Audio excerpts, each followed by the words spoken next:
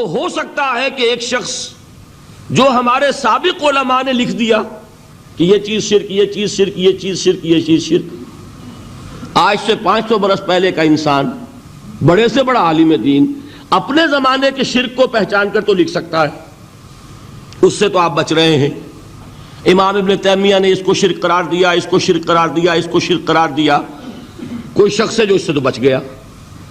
امام صاحب کی دی ہوئی بصیرت سے اس نے ان جو اقسام ہے شرک کی ان کو پہچان لیا، لیکن یہ عین ممکن ہے کہ آج کے شرک کو وہ نہ پہچان رہا ہو، اپنی جگہ وہ سمجھ رہا ہو اپنے آپ کو بہت بڑا موحد، جبکہ اس دور کا جو شرک ہے اس میں ملوث ہو۔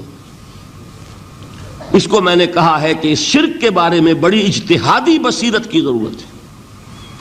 فارسی کا ایک شعر ہے، بڑا پیارا شعر ہے، بہر رنگے کے خواہی جامہ می پوش، من انداز قدت رامی شناسم۔ اپنے محبوب سے کہہ رہا ہے شاعر کہ تم جس طرح کا چاہو لبادہ اوڑھ لو، میں تمہیں تمہارے قد سے پہچان لوں گا، کتنا ہی چھپا لو اپنے آپ کو، کیسے ہی لباس بدل لو، بہر رنگے کے خواہی جامہ می پوش، من انداز قدت رامی شناسم، میں تمہارے قد سے تمہیں پہچان لوں گا۔ یہ اگر بصیرت نہ ہو کہ شرک کو اس کے قد سے پہچان سکیں آپ، اس کے لیے ضرورت ہے اصولوں کی۔ دیکھیے جس طرح الجبرا کے اصول ہوتے ہیں، فارمولہ ہے، فارمولہ ہاتھ میں آ گیا، مسئلے حل کرتے چلے جا رہے ہیں، آپ اپلائی کرنے کی دیر ہے فارمولے کی۔ اگر آپ نے صرف گنتی کر کے کسی زمانے کے شرک وہ تو سمجھ لیے، لیکن وہ بصیرت باطنی حاصل نہیں ہوئی، اجتہادی بصیرت، وہ اصول ہاتھ میں نہیں آئے کہ جس سے آپ پہچان سکیں، تو ہو سکتا ہے کہ اس دور کے شرک کو آپ نہ پہچان سکیں۔ اس کے لیے ضرورت ہے کہ اصل اصول ہاتھ میں آ جائیں تاکہ ان اصولوں کو اپلائی کریں۔ ایک بات مجھ سے اور سن لیجئے، میرا اپنا یہ تاثر ہے، ہمارے دین میں خیر، بھلائی، نیکی، چاہے وہ نظریے کی ہو، علم کی ہو، عقیدے کی ہو، عمل کی ہو، اخلاق کی ہو، وہ سب کیا ہے؟ وہ توحید ہی کے شجرہ طیبہ کی شاخیں ہیں۔ اور شر، برائی،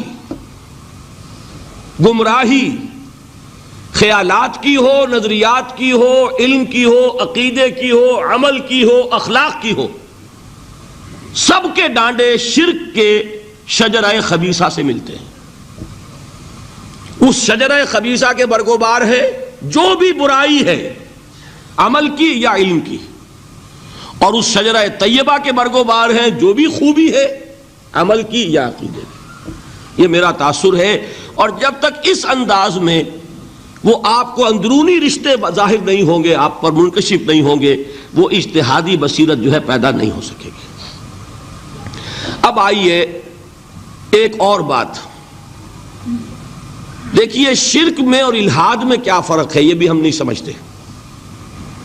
الحاد، مادہ پرستی، وہ کیا ہے؟ ایتھیزم، کسی بھی خدا کا انکار۔ ہمارے آج کے دور کی سب سے بڑی گمراہی یہ ہے۔ شرک کیا ہے؟ خداؤں کو ماننا۔ یہ کیا ہے؟ تھیزم ہے، لیکن پولی تھیزم ہے۔ توحید کیا ہے؟ مونو تھیزم ہے، ایک خدا کا ماننا۔ لیکن شرک کے اندر ایک اور حقیقت کو پہچان لیجئے، شرک میں ہمیشہ ٹاپ پر ایک خدا کو مانتے ہیں، باقی سارے خدا نیچے ہوتے ہیں، اوپر جا کر وہ توحید ہوگی ہمیشہ۔ کوئی مشرکانہ نظام ایسا نہیں ہے جو ٹاپ پر جا کر توحید نہ بن جائے۔ دیکھیے ہندو دیویاں، دیوتا بے شمار، لیکن مہادیو وہ بھی کیا دو ہیں؟ مہادیو وہ تو ایک ہے۔ انگریزی میں گاڈز، گاڈیسز، لیکن وہ چھوٹے جی سے لکھے جائیں گے، چھوٹے جی سے لکھے جانے والے gods and goddesses. Roman mythology ہو، گریک مائتھولوجی ہو، ان دیویوں دیوتاؤں کے نام ہی آپ نہیں یاد کر سکتے، لیکن گاڈ بڑے جی سے، وہ ایک ہے کہ نہیں؟ ٹاپ پر جو ہے وہ ایک ہے، اس کو وہ بھی مانتے ہیں کہ اومنی پوٹنٹ، اومنیشنٹ، اومنی پریزنٹ، علی کل شیء قدیر، بکل شیء علیم، ہر جگہ موجود، وہ تو ایک ہی ہے، وہ تو کیپٹل جی سے لکھا جائے گا۔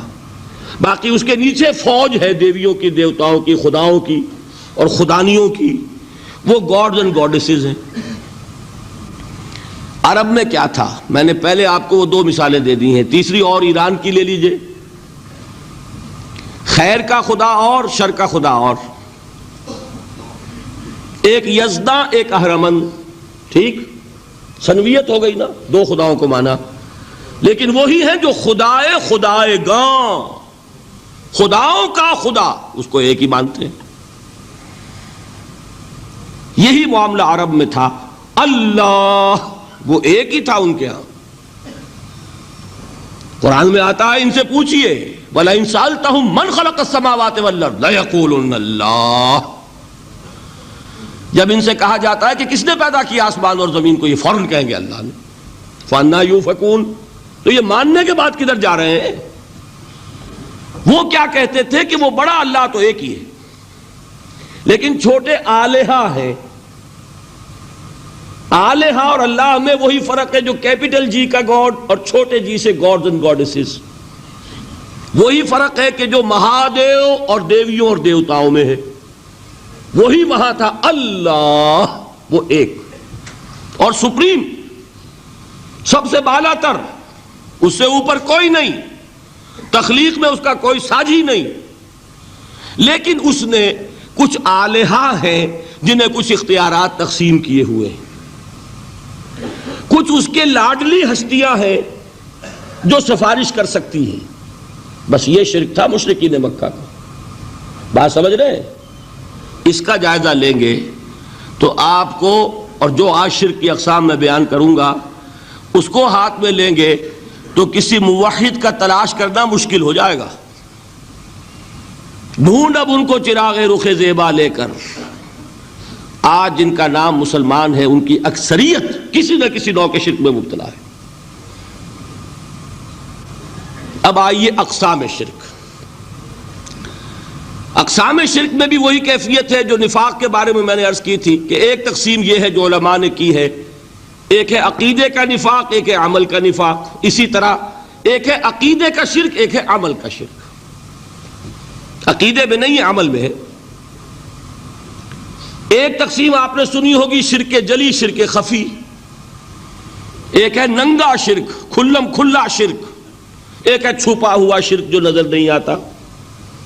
لیکن ایک مغالطہ اپنے دل سے نکال دیجئے، بعض لوگ شرک خفی کو شرک نہیں سمجھتے، یہ بہت بڑی غلطی ہے۔ اگر وہ شرک نہ ہوتا تو حضور اسے شرک نہ کہتے، کوئی اور لفظ، عربی زبان کا دامن جو ہے محدود نہیں ہے، پھر اس کے لیے کوئی اور لفظ اختیار فرمایا جاتا ہے وہ شرک۔ لیکن ایک شرک ہے جلی جو نمایاں ہے، نظر آ رہا، ایک ہے شرک خفی جو نظر نہیں آ رہا، اور وہ کتنا خفی ہو سکتا ہے اس کی ایک مثال دی حضور نے۔ شرک خفی اتنا خفی ہو سکتا ہے، ذرا مبالغہ دیکھیے جو حضور نے بات کو سمجھانے کے لیے مثال میں جو مبالغہ اختیار فرمایا۔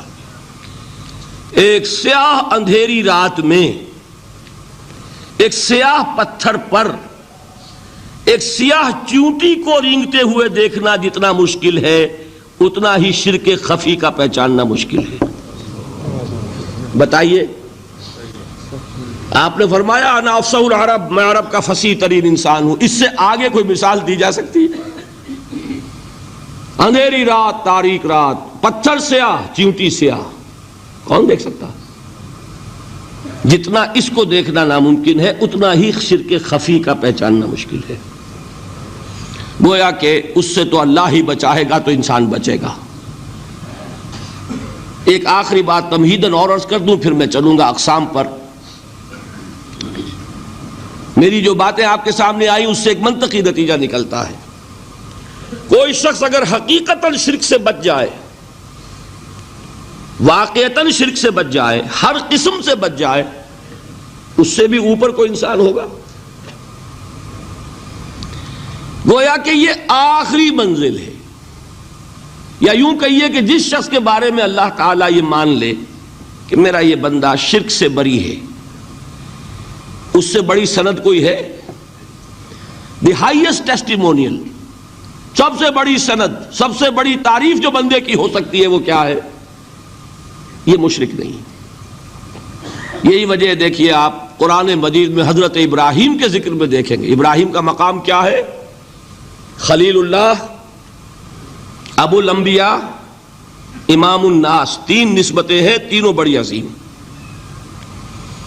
اللہ کے ساتھ نسبت کیا ہے؟ خلیل، واتخذ اللہ ابراہیم خلیلا۔ ابو الانبیاء، کتنے نبی ہیں ان کی نسل میں؟ اسحاق اور اسماعیل سے چلیے، پھر یعقوب اور یوسف، اور پھر چلیے موسیٰ اور ہارون، اور پھر چلیے سارے انبیاء بنی اسرائیل کے، حضرت عیسیٰ، پھر یہاں تک کہ محمد الرسول اللہ کس کی اولاد ہے؟ ابراہیم کی، ابو الانبیاء۔ اور نمبر 3، انی جاعلک للناس اماما، امام الناس۔ اور قرآن میں جو سب سے بڑی سند انہیں دی جاتی ہے وہ کیا؟ وما کان من المشرکین۔ وہ ابراہیم مشرکین میں سے نہیں تھے۔ معلوم ہوا کہ یہ سب سے بڑی سند ہے، سب سے بڑا سرٹیفکیٹ ہے، سب سے بڑا ٹیسٹیمونیل ہے جو اللہ کی طرف سے کسی کو مل جائے۔ میں جو اقسام شرک بیان کرنا چاہتا ہوں تو میری تقسیم ذرا مختلف ہے۔ اب وہ ذرا اپنے ذہن میں وہ نقشہ بنا لیجئے، آپ بنایا کرتے ہیں ایک، اس کو پھر 3 میں تقسیم کیجئے۔ شرک کی 3 بڑی بڑی قسمیں ہیں۔ شرک فی الذات نمبر 1، شرک فی الصفات نمبر 2، شرک فی الحقوق نمبر 3۔ اور یہ میں عرض کر دوں آپ سے پہلے ہی، یہ مضمون بہت طویل ہے، میں آج صرف یہ کروں گا کہ خاکہ مکمل کر دوں۔ اب اس خاکے میں رنگ بھرنا، وہ تو ایک موضوع پر شرک فی الذات پر پوری تقریر ہونی چاہیے، شرک فی الصفات پر ہونی چاہیے۔ ایک ایک گھنٹے کے میرے 6 کیسٹ ہیں اللہ کے فضل و کرم سے، جو کئی سال سے وہ پھیل رہے ہیں۔ 6 گھنٹے میں نے ان چیزوں کو بیان کیا، وہ موجود ہوں گے، لیکن آج وہ خاکہ ذہن میں بنا لیجئے، اور کچھ آپ کو الجبرے کے فارمولے ہاتھ میں آ جائیں تاکہ خود آپ میں صلاحیت پیدا ہو جائے پرکھنے کی کہ اس فارمولے کو اپلائی کر کے دیکھ لیں یہ شرک ہے یا نہیں۔ یہ 2 کام تو میں انشاءاللہ آج کر دوں گا، آپ مطمئن رہیں۔ باقی یہ کہ تفصیل، وہ تو ہر سلسلے میں تفصیل پھر بہت ہوگی، وہ شوق ہو تو وہ کیسٹس آپ سنیے۔ تو 3 تقسیمیں ہو گئی۔ شرک فی الذات، اللہ کی ذات میں کسی کو شریک کر دینا، یہ سب سے زیادہ نمایاں، سب سے زیادہ جلی، سب سے زیادہ عریاں، اور اللہ تعالیٰ کو سب سے زیادہ مبغوض اور ناپسند شرک ہے۔ شرک فی الصفات نمبر 2، یہ ایک علمی مسئلہ ہے جس میں آدمی ٹھوکر کھا جاتا ہے اگر محتاط نہ ہو۔ بڑے سے بڑے آدمی کو ٹھوکر لگ جائے گی۔